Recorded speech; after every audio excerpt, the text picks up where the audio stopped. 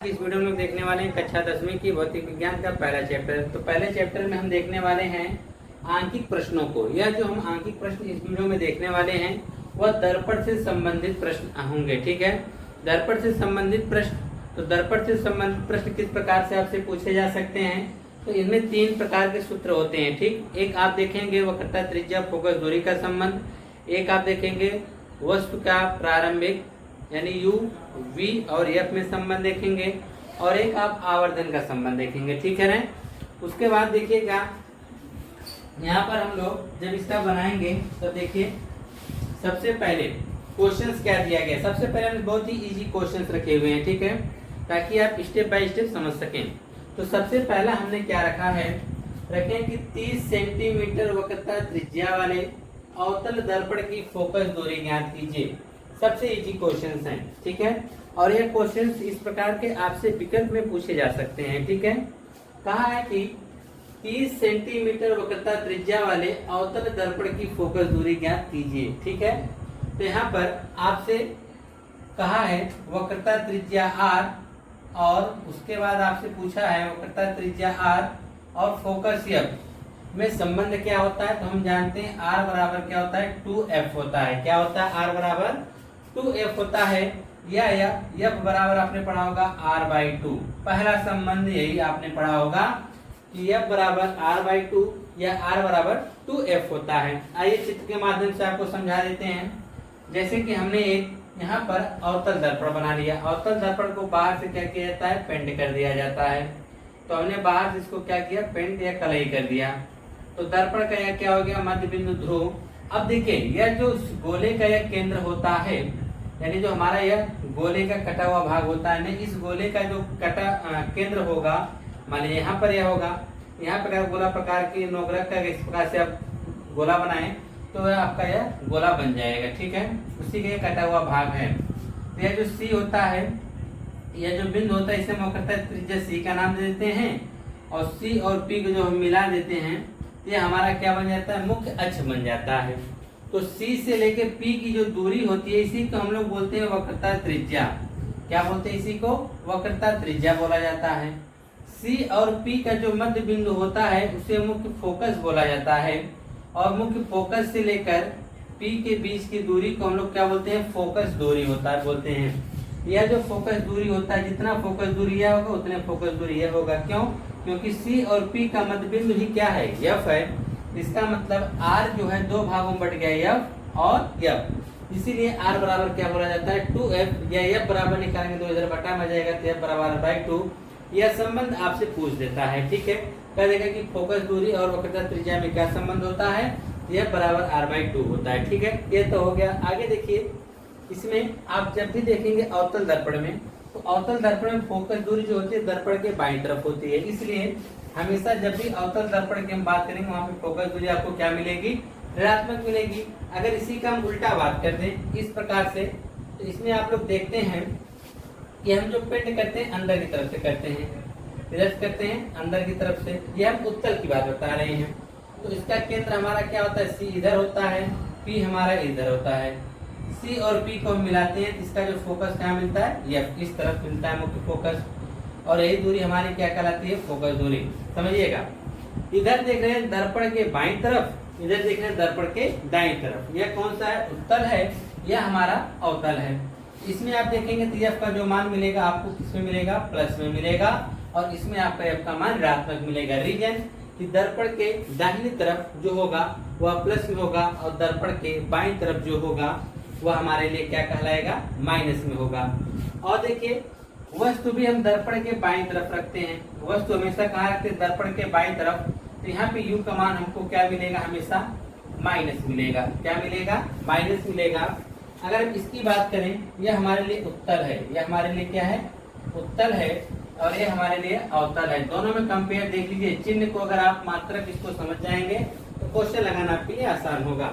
तो उत्तल में आप देखेंगे वस्तु हमेशा इसमें भी क्या रखी जाती है, बाईं तरफ की रखी जाती है। इसलिए इसका भी जो U का मान होगा वह किस में होगा, प्लस में, और यहाँ पर जो F का मान होगा वह भी हमको प्लस में मिला, लेकिन यहाँ पर हमको F का मान माइनस में मिला, और U का भी मान माइनस में मिला। सॉरी, यहाँ पर माइनस प्लस होता है, माइनस में रहेगा, किसमें रहेगा, माइनस में रहेगा, ठीक है।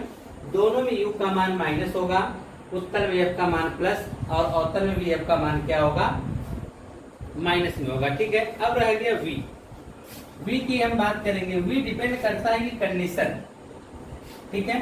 v देखिए हमेशा उत्तल में जो होता है प्रतिबिंब जो हमेशा बनता है वह आपका दर्पण के दाहिनी तरफ हमेशा बनता है। किधर बनता है, दर्पण के दाहिनी तरफ प्रतिबिंब बनता है और ये हमेशा के लिए क्या रहता है, प्लस रहता है। क्या रहता है, प्लस। और इसमें अगर हम बात करें तो इसमें देखिए प्लस उत्तल में अवतल में आप देखेंगे टोटल दर्पण की 6 स्थितियां आपने पढ़ा होगा। तो पहली से लेकर 5वीं स्थिति तक अगर आप देख रहे हैं तो वहां पर हम लोग को v का मान माइनस में मिलता है, लेकिन 6वीं स्थिति जो होती है जिसमें प्रतिबिंब का जब हमको आभासी दर्पण वस्तु का आभासी प्रतिबिंब जब मिलता है तो उस समय v का मान क्या हो जाता है, प्लस हो जाता है। अगर प्रतिबिंब हमको वास्तविक मिलेगा तब तो माइनस होगा, अगर प्रतिबिंब आभासी मिल गया, सीधा मिल गया, तब तो v का मान क्या होगा, प्लस में हम रखेंगे, ठीक है। तो यह हो गई चिन्ह। हाँ, एक चीज और छूट गया आपका, O और I। O और I, O जो होता है यानी ऑब्जेक्ट वस्तु हमेशा मुख्य अक्ष के ऊपर रखी जाती है, इसलिए हमेशा ये सब क्या लेंगे, इसको प्लस में लेंगे। O को हमेशा किस में रखेंगे, प्लस में। और I, और इसमें जानिए इसमें जो I होता है सदैव सीधा बनता है। उत्तल में हमेशा I जो प्रतिबिंब होता है, I क्या, इमेज यानी प्रतिबिंब हमेशा सीधा बनता है, इसलिए I का मान हम किस में रखेंगे, प्लस में रखेंगे। लेकिन इसमें क्या होता है, अगर प्रतिबिंब वास्तविक बना तब तो माइनस होगा, अगर प्रतिबिंब आभासी बन गया तो क्या होगा, प्लस। रीजन कि इसमें प्रतिबिंब वास्तविक में प्रतिबिंब उल्टा बनता है, इसलिए I का मान हमको माइनस में मिलता है। और एक कंडीशन आता है कि जब हमको प्रतिबिंब आभासी प्राप्त होता है उस कंडीशन में प्रतिबिंब सीधा प्राप्त होता है, उसमें I का मान जो होता है वह प्लस में होता है, ठीक है। और वह 6वीं स्थिति है जब हमारी वस्तु कहाँ पर होती है, हमारी वस्तु जो होती है मुख्य फोकस और ध्रुव के मध्य रखी जाती है, तब हमको प्रतिबिंब आभासी सीधा मिलता है। आभासी होगा तो इसका मतलब v का मान प्लस होगा और I का भी मान प्लस होगा, ठीक है। तो यह था हमारा जिसको हम कहते हैं चिन्ह परिपाटी। हमने दोनों में कंपेयर करके बता दिया है। अब क्वेश्चंस को हम हल करते चलेंगे और वहां पर हम लोग इसको और बेहतर तरीके से समझते हुए चलेंगे, ठीक है। आइए अब क्वेश्चंस को हम लोग हल कर देते हैं।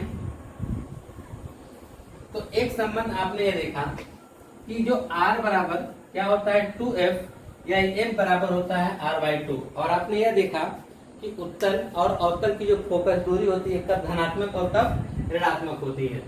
तो पहला सवाल, जो सवाल में दिया है उसको लिख लीजिए। हालांकि ऐसा सवाल आपको बोर्ड पेपर में हल करने के लिए नहीं देगा, हाँ विकट में जरूर पूछ सकता है, ठीक है। कहा है कि अवतल दर्पण की वक्रता त्रिज्या लगाने का तरीका, अवतल दर्पण की वक्रता त्रिज्या जिसको हम लोग कैपिटल R से बोलेंगे वह कितना दे रखा है, 30 सेंटीमीटर। तो लिख देंगे R बराबर 30 सेंटीमीटर। तो हमसे क्या पूछा है, अवतल दर्पण की फोकस दूरी, लिखेंगे अवतल दर्पण की फोकस दूरी स्मॉल f बराबर। हाँ एक चीज और ध्यान दीजिएगा, जो हमारी वक्रता त्रिज्या होता है आपने देखा था दर्पण के बाईं ओर, इसलिए इसको हम क्या रखेंगे, माइनस। आपसे ही पूछ रहा है कि f का मान क्या होगा, तो हम जानते हैं कि f बराबर क्या होता है, r/2। तो f बराबर r का मान क्या है, -30 बटे में 2। हमने इसको हल कर दिया, आया -15 सेंटीमीटर। तो आप लिख सकते हैं f बराबर -15 सेंटीमीटर, ठीक है। यह हो गया आपका पहले क्वेश्चन का एकदम सिंपल सा सोल्यूशन कि आपसे वक्रता त्रिज्या दिया है, फोकस दूरी पूछा, उसका आधा कर दीजिए तो आपको मिल जाएगा दर्पण के अवतल दर्पण की फोकस दूरी मिल जाएगी, ठीक है। जो हमको वक्रता त्रिज्या दी जाती है उसके हम लोग आधा कर देते हैं। यह था आपका पहला। दूसरा सवाल देखिए, इसी का जस्ट उल्टा आपको मिलेगा। वहां पर कहा है कि उत्तल दर्पण की फोकस दूरी 20 सेंटीमीटर है, तो इसकी वक्रता त्रिज्या ज्ञात कीजिए। कहा है उत्तल दर्पण की फोकस दूरी 20 सेंटीमीटर है, तो इसकी वक्रता त्रिज्या ज्ञात कीजिए। आपको वक्रता त्रिज्या ज्ञात करने के लिए कह रहा है। तो आइए देख लेते हैं कि फोकस दूरी कितना दे रखा है। तो लिखेंगे उत्तल दर्पण की फोकस दूरी, उत्तल दर्पण की फोकस दूरी स्मॉल f बराबर कितना दे रखा है 20 सेंटीमीटर। कितना दे रखा है 20 सेंटीमीटर। तो आप ये जानते हैं कि यहाँ पर उत्तल दर्पण है, हमने भी बताया उत्तल दर्पण में प्रतिबिंब किधर मुख्य फोकस किधर होता है दर्पण के दाहिनी तरफ यानी ध्रुव के दाहिनी तरफ। तो उस कंडीशन में f का मान किस में रखेंगे प्लस में रखेंगे। ठीक है, अवतल में माइनस उत्तल में प्लस, याद रखिएगा। फिर पूछा इसकी वक्रता त्रिज्या, उत्तल दर्पण की वक्रता त्रिज्या, उत्तल दर्पण की वक्रता त्रिज्या जिसे हम बोलते हैं कैपिटल आर। हमको यही ज्ञात करना है कि कैपिटल आर होता क्या है। तो कैपिटल आर बराबर होता है 2f या f बराबर r/2 से, f बराबर r/2 से या r बराबर 2f लिख दो। इस बार यह सूत्र देख लो से। हमने ऐसा क्यों किया, क्योंकि हमको r निकालना था। हम जानते हैं r बराबर क्या होता है 2f या f बराबर r/2, दोनों आप कर सकते हैं। ठीक है, r निकालना तो रहने दीजिए। r बराबर 2 गुणे f का मान कितना है 20, तो 20 दूना कितना हो जाएगा 40 सेंटीमीटर। तो यह r बराबर हो जाएगा 40 सेंटीमीटर। अब दोनों सवाल आपको लग रहे होंगे कि ये इजी है तो लिखा क्यों गया है, बस इन आपको बताने के लिए कि इसमें जो फोकस दूरी माइनस होती है इसमें फोकस दूरी प्लस। एक चीज को दिमाग में बैठा लीजिए तो फोकस दूरी झंझट क्लियर हो जाएगा। जब भी हमारे पास अवतल दर्पण आएगा उसमें फोकस दूरी माइनस, जब भी उत्तल दर्पण आएगा तो उसमें फोकस दूरी हमारी क्या होगी धनात्मक होगी। क्लियर है। आइए नेक्स्ट क्वेश्चन चलते हैं, तीसरा सवाल।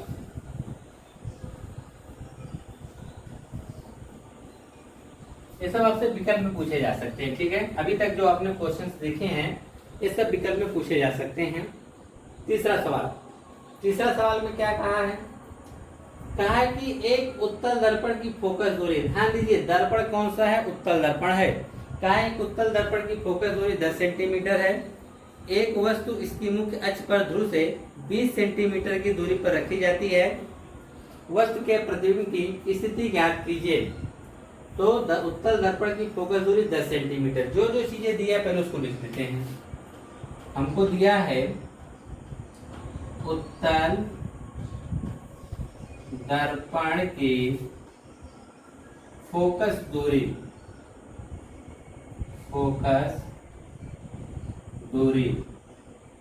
स्मॉल f बराबर 10 सेंटीमीटर।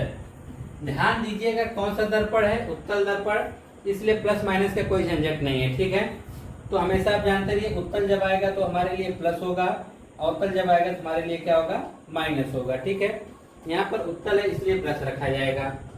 फिर कह रहा है कि एक वस्तु इसकी मुख्य अक्ष पर ध्रुव से 20 सेंटीमीटर की दूरी पर रखी है, यानी ध्रुव से दर्पण का जो हमने पी दिया था वहां से 20 सेंटीमीटर दूरी पर कोई एक वस्तु रखी गई है।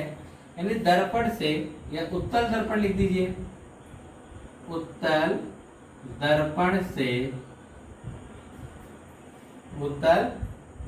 से वस्तु की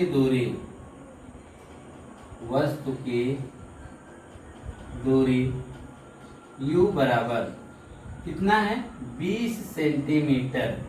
हमने आपको बताया चाहे वह कोई भी दर्पण हो वहां पर हम लोग u का मान माइनस में रखेंगे। किस में रखेंगे माइनस में रखेंगे।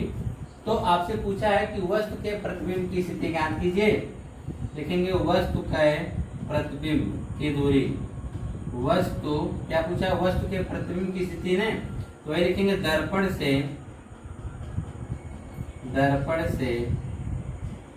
प्रतिबिंब की दूरी, दर्पण से प्रतिबिंब की दूरी स्मॉल v बराबर ज्ञात करना है। तो हम यहाँ पे दर्पण सूत्र लगा देंगे। क्या लगा देंगे दर्पण सूत्र क्या करता है 1/f बराबर 1/v प्लस 1/u। अब इसमें हम सभी मानों को पुटअप करने वाले हैं, तो सभी मानों को रख दीजिए। 1/f तुमको दे रखा है कितना 10 बराबर 1/v, v का तो मान हमको निकालना है रहने दीजिए, प्लस तो प्लस 1 बटा यू का मान देखिए कितना दे रखा है, 1 बटा यू का मान -20, तो हमने -20 रख दिया। तो जाएगा 1 बटा 10 बराबर है, तो 1 बटा भी रहेगा ही, है माइनस ही प्लस, तो एक दूसरे से गुणा करेंगे तो ये क्या हो जाएगा माइनस, तो जाएगा 1 बटा 20। अब आगे देखिए, हमको 1 बटा 20 का तो मान चाहिए, इसलिए -1 बटा 20 को हम पक्षांतर करेंगे तो इधर आके प्लस हो जाएगा, यानी 1 बटा 10 तो पहले से था, इसको इधर जब करेंगे तो माइनस इधर आके क्या हो जाएगा प्लस, यानी 1 बटा 20 बराबर क्या हुआ 1 बटा 20। तो 10 और 20 का अगर हम एलसीएम लेना चाहें, इसका एलसीएम कितना आएगा 20 आएगा। 10 से 20 में भाग करेंगे, भाग 2 बार जाएगी, 2 का 1 गुणा करेंगे 2 1 कम 2, प्लस 20 से 20 में भाग करेंगे, 1 बार जाएगा, 1 का गुणा 1 में करेंगे 1 बराबर क्या हो जाएगा 1 बटा 20। 2 1 क्या होगा 3 बटा 20 बराबर 1 बटा 20। फिर ये गुणा कर दीजिए, इसका इधर गुणा करेंगे तो क्या हो जाएगा 3v बराबर 20 से कम 20, तो v बराबर जब हम निकालेंगे तो क्या हो जाएगा 20, इधर 3 गुणा में इधर जाएगा क्या हो जाएगा बटा में, तो जाएगा 20 बटा 3। 3 से हम 20 में भाग कर देंगे, चलिए भाग करके देख लेते हैं। v बराबर 3 से अगर 20 में 3 छक 18, 2 शेष बचेगा, लगाएंगे 10 आएगा 0, फिर 3 छक 18, फिर 3 छक 18, भाग ऐसे चलती चली जाएगी। तो हम लोग क्या करेंगे, इसको एक अंक पे क्या करेंगे, जो 6 6 जाएगा उसी में 1 तो बढ़ा देंगे, तो आपका हो जाएगा 6.667, या आप लोग चाहें यहाँ पे 7 लिख सकते हैं, यानी 6.67 सेंटीमीटर। तो v का मान प्लस में आया, तो v का मान जब प्लस में आया तो हम यह देखेंगे कि हमारा प्रतिबिंब कहाँ पे बन रहा है। तो हमारा प्रतिबिंब v का मान प्लस का मतलब यह हुआ कि प्रतिबिंब दर्पण के दाहिनी तरफ बनेगा। तो लिख सकते हैं प्रतिबिंब दर्पण के दाहिनी तरफ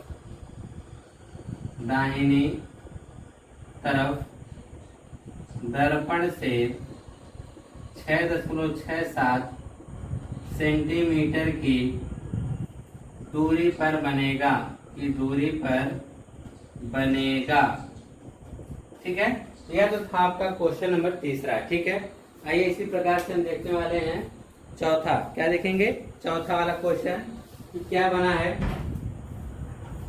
तो चौथा देखिए,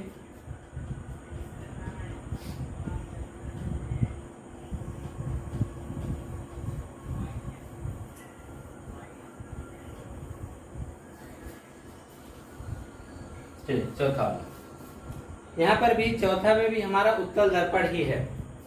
कहा है एक उत्तल दर्पण की फोकस दूरी 10 सेंटीमीटर है, ठीक है। कहा है एक वस्तु को दर्पण के सम्मुख कहाँ रखा जाए कि वस्तु के आधे आकार का प्रतिबिंब बने। सवाल समझिएगा। कहा एक उत्तल दर्पण की जो फोकस दूरी वह 10 सेंटीमीटर रखा गया है, ठीक है। फिर कह रहा है कि एक वस्तु को दर्पण के सम्मुख कहाँ रखा जाए कि वस्तु के आधे आकार का प्रतिबिंब बने, यानी जितना बड़ा वस्तु हो उसका आधा क्या बने, प्रतिबिंब बने। तो जो चीजें आपको पता पहले उसको लिख लीजिए, फिर देखते हैं क्वेश्चन कैसे हल होगा, ठीक है। आइए लिखते हैं जो चीजें हमको पता है, लिखना शुरू करते हैं।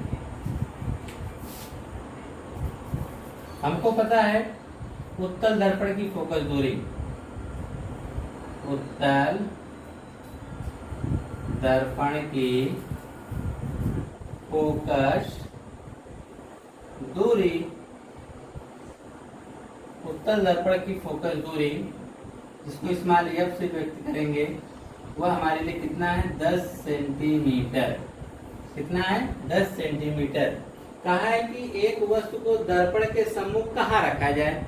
इसका मतलब यह हुआ कि आपको यह क्लियर यह नहीं पता है कि दर्पण से सामने वस्तु कितनी दूरी पर रखी गई है, या उत्तल दर्पण से वस्तु की दूरी लिख सकते हैं। उत्तल दर्पण से वस्तु की दूरी स्मॉल u बराबर, यही हमको नहीं पता है, तो यही हमको नहीं पता तो हम निकाल लेंगे, हमको ये याद करना है। फिर ये क्या कहा है कि सम्मुख कहाँ रखा जाए कि वस्तु के आधे आकार का प्रतिबिंब बने। जितना बड़ा वस्तु होगा उसके आधे आकार का क्या बनेगा, प्रतिबिंब। तो लिख सकते हैं वस्तु की लंबाई वस्तु की लंबाई को व्यक्त करते हैं ओ से। अब वस्तु कितना बड़ा है नहीं पता, तो हम मान लेते हैं कि वस्तु रहा होगा x, तो प्रतिबिंब इसका आधा बनेगा। देखेंगे प्रतिबिंब की लंबाई, प्रतिबिंब की लंबाई, प्रतिबिंब की लंबाई जिसको हम कह सकते हैं इमेज आई, वस्तु की लंबाई की आधी, जितनी बड़ी वस्तु उसका आधा क्या बनेगा, प्रतिबिंब बनेगा। तो आपको F मिल गया, U मिल गया, O मिल गया, I, लेकिन आपने V अभी तक नहीं निकाला, तो निकाल दीजिए। दर्पण से प्रतिबिंब की दूरी, उत्तल दर्पण से प्रतिबिंब की दूरी, प्रतिबिंब की दूरी, उत्तल दर्पण से प्रतिबिंब की दूरी यानी V बराबर हमको ज्ञात करना है। देखिए क्या क्या हमको जो चीजें दी है पहले हम उसको लिख लेते हैं। हमको क्या क्या दिया है, उत्तल दर्पण से फोकस दूरी दे रखा, हमने लिख लिया। कहा है कि एक वस्तु को दर्पण के सम्मुख कहाँ रखा है, इसका मतलब आपको ये नहीं पता कि दर्पण से कितनी दूरी पर वस्तु रखी गई है, हमने उसको ज्ञात कर लिया। कहा है कि वस्तु के आधे आकार का प्रतिबिंब बने, तो वस्तु की लंबाई हमने ओ माना, मान लीजिए हमको लंबाई नहीं पता थी, हमने x मान लिया कि वैसे वस्तु कितनी लंबी होगी, x सेंटीमीटर लंबी होगी, तो प्रतिबिंब उसका क्या बन जाएगा, आधा बन जाएगा। क्लियर है। तो हमने सब कुछ तो निकाला, लेकिन हमने यह नहीं निकाला कि दर्पण से कितने दूर प्रतिबिंब बनेगा। V हमने इसलिए निकाला क्योंकि हम जानते हैं कि I और OI UV में एक संबंध होता है, इसको हम आवर्धन बोलते हैं। वही संबंध हम यहाँ पे लगाने वाले हैं। ठीक है, जब वही संबंध का हम प्रयोग करेंगे तब देखिए क्या होगा। यहाँ पे लिख सकते हैं आवर्धन यम बराबर, यह सूत्र अभी आपसे छूटा था, आवर्धन यम बराबर होता है I बटा O बराबर माइनस V बटा U, यह सूत्र होता है।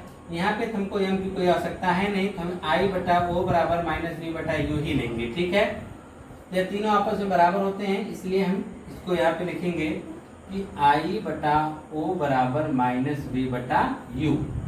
ठीक है, अब यहाँ पे हम मान रखना शुरू करेंगे। I का मान क्या है, x बटा 2 है, तो हमने रख दिया x बटा 2।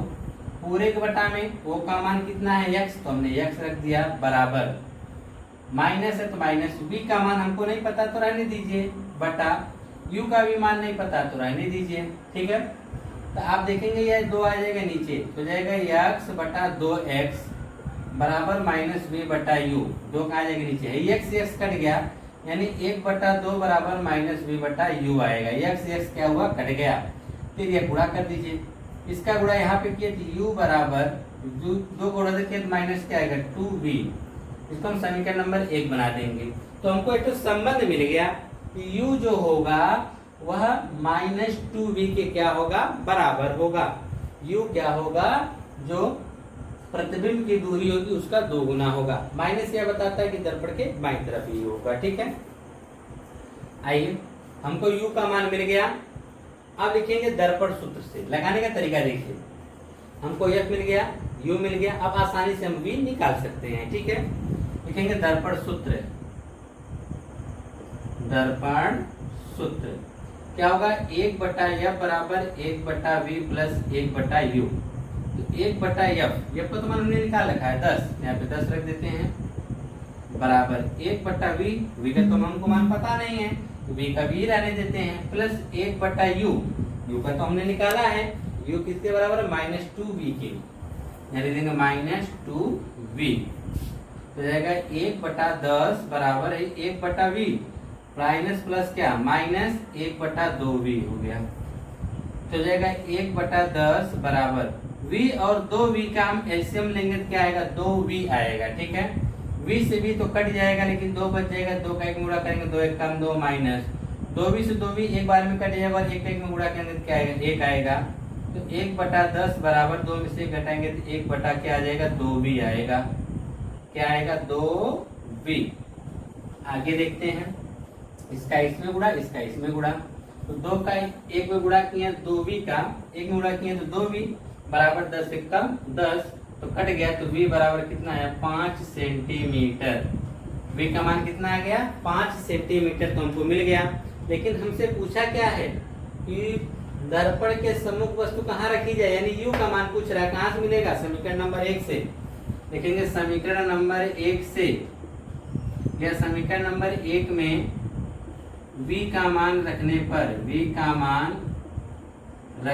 पर, तो v का मान जब रखेंगे तो हमको u बराबर क्या मिलेगा, मिल जाएगा -2v, u बराबर -2 गुणे v का मान कितना रखेंगे 5, तो u बराबर आएगा -10 सेंटीमीटर।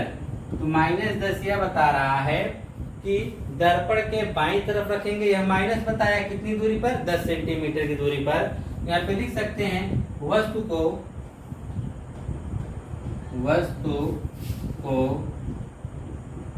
दर्पण से वस्तु को दर्पण के सम्मुख दर्पण से 10 सेंटीमीटर की दूरी पर रखना होगा। 10 सेंटीमीटर की दूरी पर क्या करना होगा, रखना होगा।